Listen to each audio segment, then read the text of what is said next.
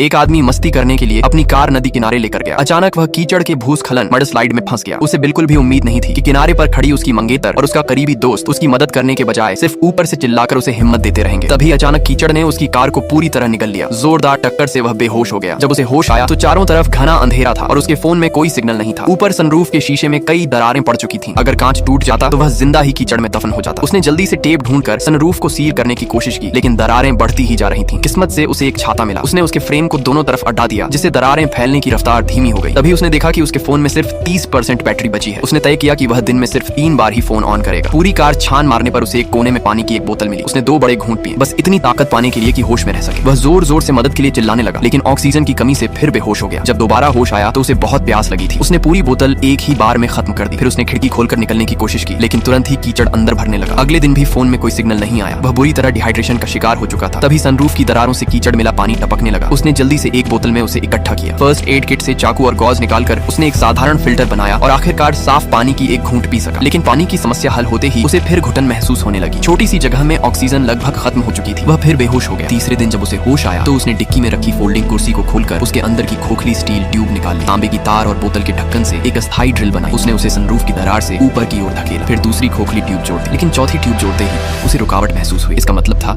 कि ऊपर कम से कम 2 मीटर मोटी कीचड़ की परत थी। उसने अपने कपड़े उतार दिए, कंधों को थपथपाकर खुद को हिम्मत दी और पूरी ताकत जुटा ली। हर धक्का उसके कंधों को चीर देने जैसा दर्द दे रहा था, लेकिन वह पूरी ताकत से चिल्लाता रहा। आखिरकार वह खोखली स्टील ट्यूब सतह को चीर कर बाहर निकल गई। उसे ताजी हवा मिल गई।